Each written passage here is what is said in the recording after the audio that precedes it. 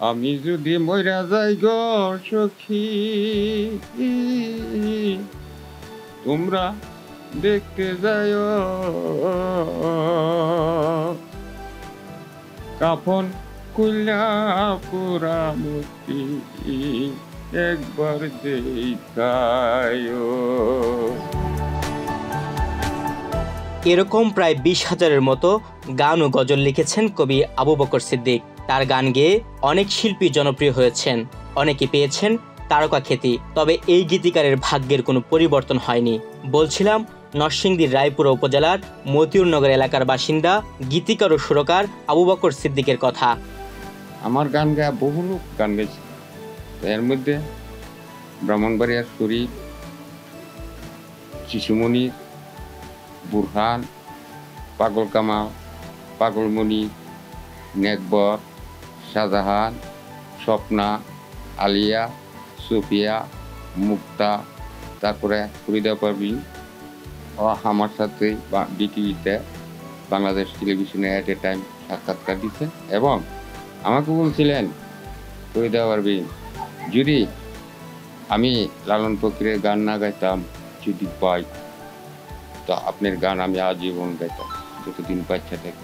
শত বাধা বিপত্তি আর অভাব অনটনের মধ্যেও তিনি দমে যাননি। নীরবে নিভৃতে সৃজনশীল কাজ করে যাচ্ছেন। গান কবিতা রচনায় অভাব অনটন তাকে স্পর্শ করতে পারেনি। বাংলাদেশ টেলিভিশনে 2005-এ আমি সাক্ষাৎকার দিচ্ছি এবং অনুষ্ঠানও করছি। ওইখানে গান গাইছে মলয় কুমার গাঙ্গুলি, পান্না বিশ্বাস আমার গান গেছে।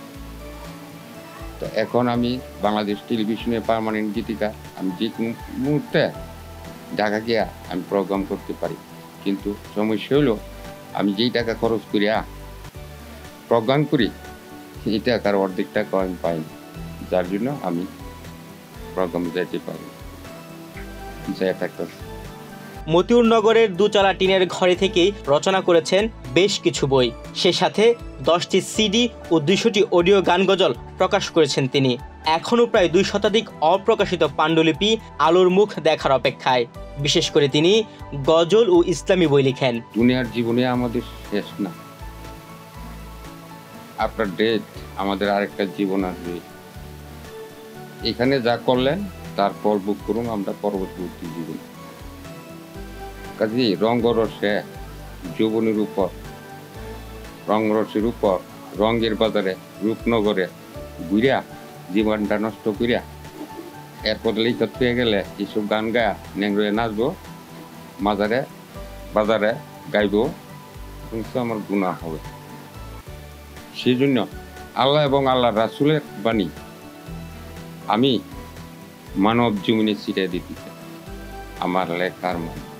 জীবিকার প্রয়োজনে নিজেই কৃষিকাজ করেন লোককবি আবু বকর সিদ্দিক। টাকার অভাবে প্রায় 1.5 শতাধিক বই প্রকাশ করতে পারছেন না তিনি। দুর্ভাগ্যজনকভাবে তার সৃষ্টিগুলো আজও সঠিক মূল্যায়ন পায়নি। প্রকাশিত বইয়ের সংখ্যা প্রায় নিচে 250 মতো কাছাকাছি।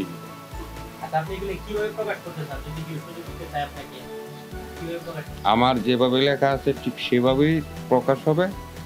প্রকাশ হইলে কোনো শিল্পী, কোনো পাঠক যদি পড়িয়া আমার লেখার ভিতরে যদি কিছু পায় তাহলে আমি সার্থক। এলাকাবাসীর দাবি আবু বকর সিদ্দিকের অপ্রকাশিত বইগুলো যেন সরকারি উদ্যোগে প্রকাশ করা হয়, সেই সঙ্গে তার কাজগুলো যেন ভালোভাবে মূল্যায়ন করা হয়।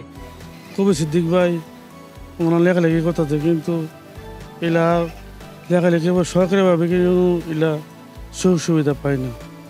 এই বলে কোনো যদি সরকারিভাবে কিন্তু সুযোগ সুবিধা পাই তো আমরা তো সব কিছু আমরা দক্ষ পাই।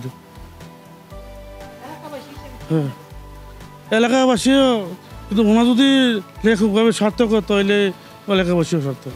দেশবাসীর কাছে আমার আকুল আবেদন, ওনার কবি সিদ্দিকের সুনজর যাতে দেখে, ওনার লেখালেখি যাতে সার্থক হয়। ও সবাই যে উচ্চপদের টাকাওয়ালা ধনী লোক যারা আছেন তারাও একটু সুনজরে দেখবেন। আর উনি যদি ভালো কবি হতে পারে, ভালো এদেশের বিশেষ মতিউরনগরের গর্ব, আমাদের এলাকার গর্ব, আমাদের বংশের গর্ব। চেষ্টা করতেছে গান এগুলা লেখালি শুরুর থেকে দেখতেছি আমরা এখন পর্যন্ত দেখি হই এবারে লাত্তেও গান গা দিনও গা এই পর্যন্ত মনে আমি 5 থেকে 10টা শিল্পীও দেখছি আসছে আমার চাচার কাছে। আবু বকর সিদ্দিকের জীবনের শেষ চাওয়া তার অপ্রকাশিত বইগুলো যেন প্রকাশ পায়। তুহিন ভুইয়া, বাংলাদেশ প্রতিদিন।